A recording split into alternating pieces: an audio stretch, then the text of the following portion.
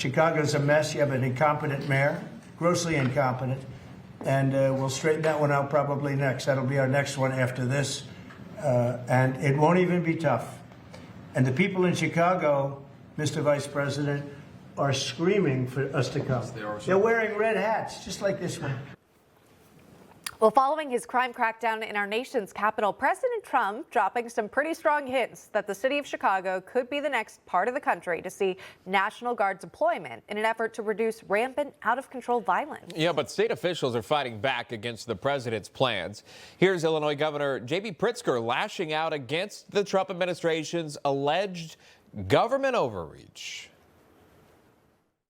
This is not a time to pretend here that there are two sides to this story. This is not a time to fall back into the reflexive crouch that I so often see, where the authoritarian creep by this administration is ignored. Donald Trump wants to use the military to occupy a U.S. city, punish his dissidents, and score political points. If this were happening in any other country, we would have no trouble calling it what it is, a dangerous power grab. His proposed actions will make our jobs harder and the lives of our residents worse. Mr. President, do not come to Chicago. Let's see what our panelists think about that. Garry McCarthy joins us, former Chicago Police Superintendent, and P-Rae Easley is here, Chicago resident, founder of Chicago Red. Welcome to you both. Thanks for coming on. All right, Garry, start us off. Good morning, indeed. Let's start with what the governor had to say. J.B. Pritzker had some words for President Trump. What did you make of his assessment about the president's actions that we've seen in D.C. and what he might hope to see in Chicago? Well, you know, let's just strip it all away and talk about the politics of this. If Trump cured cancer, Pritzker would have a problem with it, and vice versa. Okay? So let's just get that out of the way. As a former superintendent of Chicago Police, I could tell you this. First of all, I'm honored in that I heard this morning that one of the things that Chicago is presenting as a defense for not bringing in the National Guard is the fact that they have the lowest murder rate since 2014, which is when I was the superintendent of police.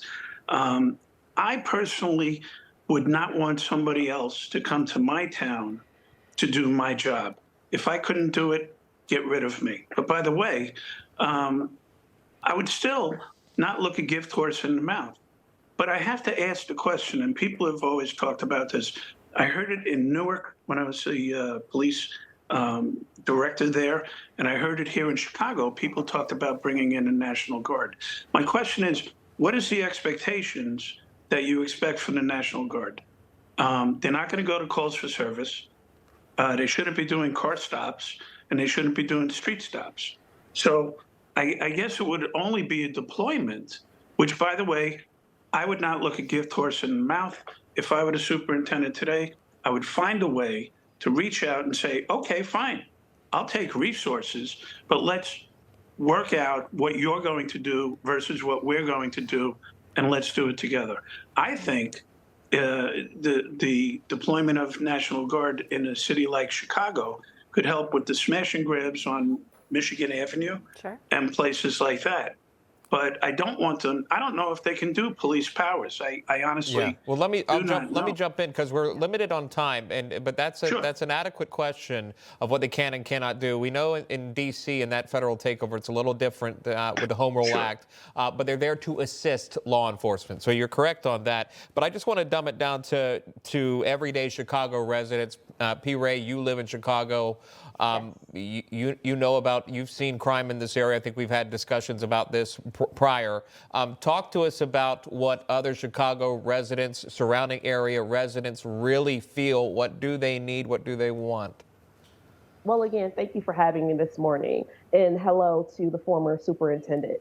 It's interesting that he mentioned 2014 because in that year, my first cousin, Abraham Cooper, was murdered on the west side of Chicago, and it put my entire family into a tailspin. We did not get any justice from the Chicago Police Department. We didn't get any justice through the Cook County courts, but President Trump brought Operation Legend, which was a federal initiative, to the city of Chicago to help with bring federal officials to dismantle criminal organizations and solve cold cases. When they came to Chicago, not only was Abraham's murder solved, but my cousin who was murdered in 2009, his murder was on the indictment, and my cousin who was murdered in 2003, his murder was on that indictment with 17 other people. And according to the indictment, the Chicago Police Department was well aware that these terrorists were killing these people on the west side of Chicago. So because we cannot find justice through the Cook County courts, because we cannot find justice through the Chicago Police Department, it's time for us to go get the help. The president was referring to me and people like me who have been on cable TV for the past 2 years begging for help. We don't want troops. We don't want a curfew. We want indictments. For every one troop he sends, we want 2 prosecutors to come in and prosecute the people who have manipulated and corrupted our legislation in order to give us this situation. We're dealing with the cartel here.